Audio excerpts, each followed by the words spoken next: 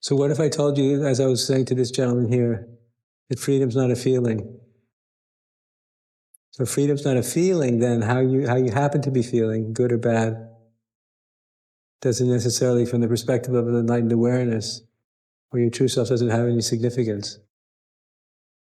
What if you were doubtless about your inner freedom, regardless of how you happen to be feeling, how your ego happened to be feeling one day? And what if your relationship to liberation had nothing to do with how your ego happened to feel from one day to another? From the enlightenment perspective of enlightenment philosophy, does what the ego thinks mean anything from the perspective of enlightened consciousness? Is the ego's opinion relevant? None.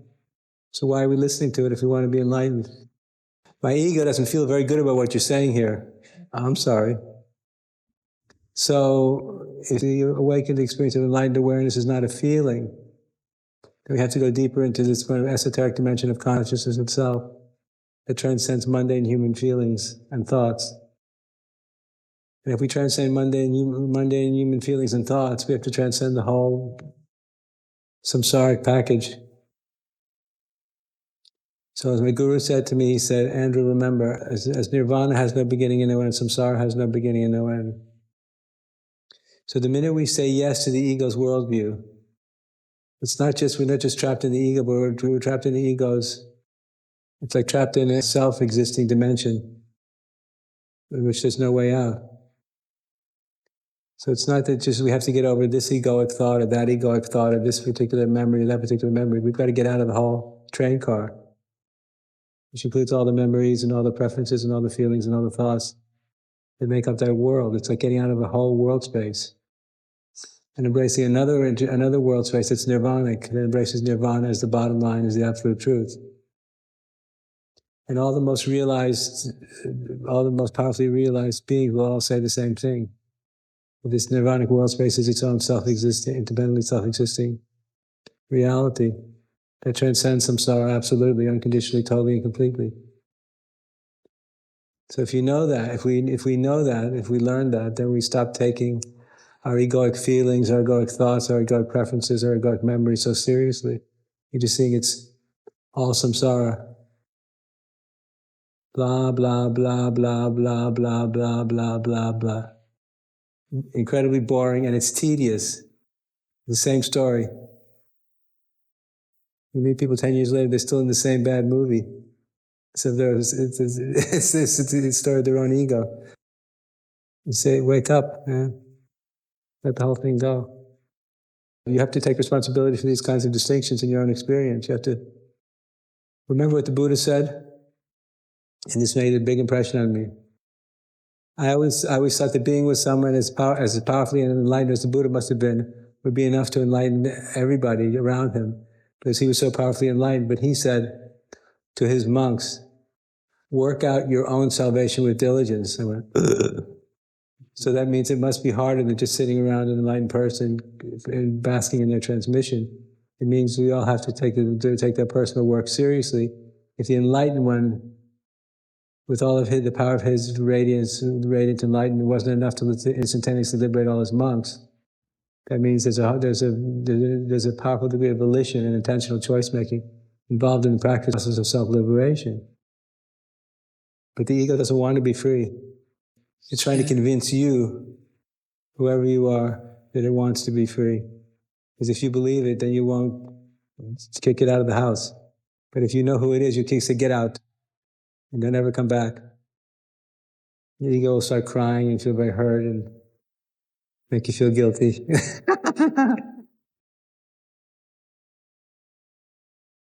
You know what renunciation means?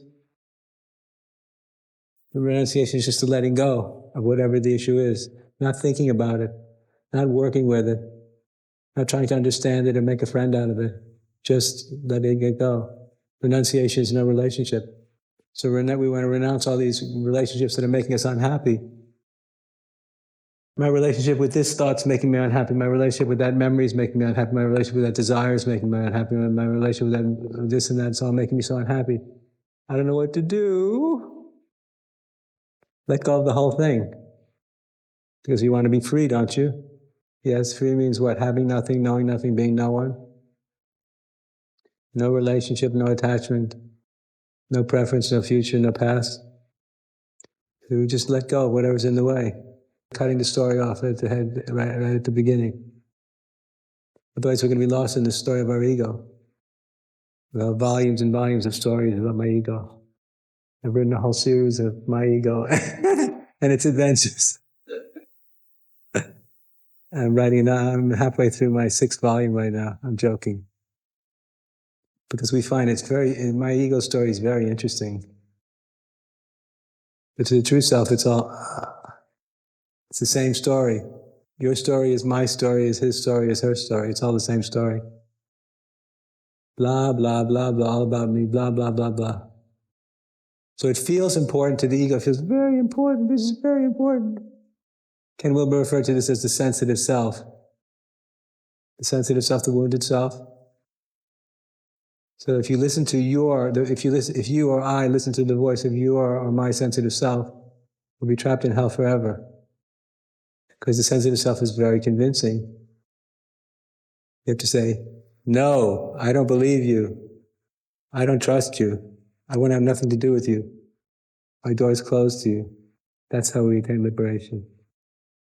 It has to be unconditional. That's how it works. So remember, as nirvana has no beginning and no end, samsara has no beginning and no end, so we have to see our ego is trapped in a loop. And if we're not careful, that loop will take us into our next birth. I believe that. The karmic repercussions of being hypnotized by the fears and desires of the small self will carry us forward beyond this life into our next birth. I'm not sure of that, but I believe that. That we'll be stuck with this again for another lifetime, which is what happens to a lot of us. This is the reason we want to cut it off at the root. And you have to be very stoic. And so renunciation means being very stoic, not very compassionate with the small self. It's stoic. Because remember, these body, mind, and personality is like a vehicle, right? For consciousness. So if the body, the mind, and the personality is the vehicle for consciousness, the question is who's in the driver's seat? Who's driving your car? Is it your ego? Or is it your true self, your authentic self? So the idea with enlightenment is you want to kick the ego out of the front seat and have the true self get into the front seat. I take the role of the driver and say, ego back seat, baby. I'm the driver, true self is the driver. Then your life will change, it'll start becoming beautiful. Because you're not listening to the ego anymore. You're not arguing with it, you're just not listening. And when the true self gets into the driver's seat, your life changes. That's when enlightenment starts speaking through you, as you. Because enlightenment is not a static state of consciousness, it's kind of the intelligence of the center of the universe, whatever that means. I don't even know what it means. It comes from somewhere magnificent and eternal. It's the awakened intelligence of the God principle. So when the awakened intelligence of the God principle wakes up in us, that's when we appear to be enlightened. Because there's a force of this transcendental consciousness is awakening to itself in and through the vehicle of our body, mind, and personality. That's very shocking to see. It's very powerful. That's what enlightenment is. But as long as we're listening to the ego story for the 20th year, 30th year, 40th year, 50th year, 10th lifetime, 20th lifetime, whatever it is, we'll never awaken to that deeper dimension of reality. We'll just be trapped in this old story. For lifetimes, man. Right? So it's really very simple. It's very simple. If you want the moksha, the liberation more than anything else, you build up the spiritual will to become one-pointed. And then you can do it. And the Buddha said under the Bodhi tree, he said, I'm not going to get up until I'm enlightened. That was his spiritual will. He was resolute. His moksha or bust. Right? Be one-pointed. I'm just teaching you what I do, what I practice. It really does work. No matter what my mind says, no matter what my mind and ego say. My mind and ego are very active also. Blah, blah, blah, blah, blah, blah, blah. So if I can do it, anybody can do it. I'm as crazy as the next person is. A lot of people say, nah, that's not really true. It is. I just don't show it. I don't display it for other people to see, except maybe my wife on a bad day. But this can be done. But we want to take enlightenment out of the realm of magical thinking. It's not magic. It's your own true nature. It's my true nature. It's our true nature. It's not far away. Which you've all heard before. It's not far away. It's not distant. But you've got to believe it. So this is why the doubtlessness is so important, because we don't believe it. We're very lost in the pain and drama of our ego story. It makes us feel bad all the time. So we don't have time to think about enlightenment and even to believe in it. It's my conviction that in order to attain liberation, you have to believe that enlightenment exists. Number one. Number two, you have to believe in your own worthiness. You have to believe you're worthy of awakening to enlightened awareness. So the first thing is you have to believe that it exists as an objective ontological truth. And you have to believe in your own capacity to receive it. And then it's going to happen. When I was a young man, I didn't have faith in myself that I could do anything well. I didn't believe I could do anything well. But I had this enlightenment experience when I was 16. It was very, very powerful. And when I was 22, I said that I'm going to devote myself to reawakening to this marvelous state of consciousness. And it's the only thing I put my mind on that I had no doubt I could succeed at it. Don't ask me why. But I knew I could do it. I didn't know how long it was going to take. I didn't know what I was going to have to do to get there, but I knew I was going to succeed sooner or later. That I was doubtless about. So we have to believe in the thing itself, that it exists. And then we have to believe in our own capacity to embody it. You have to have no doubt about yourself. My guru once screamed in my face, don't ever doubt yourself. So this cultivating this powerful degree of spiritual self-confidence is an important foundation for your own liberation, for our liberation. These are absolute truths. The ego doesn't want it.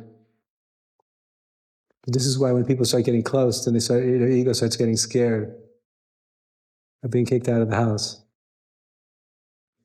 of being abandoned, unloved, forgotten.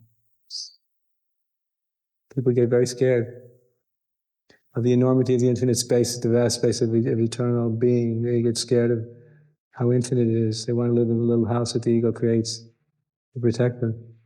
So we have to be very stoic about saying no to all of that. And be strong. Nobody can be strong for us. I can't be strong for you. You can't be strong for me. Other people can help us, but we have to stand on our own 2 feet, which means believing in ourselves and believing in the thing itself. That's all it takes.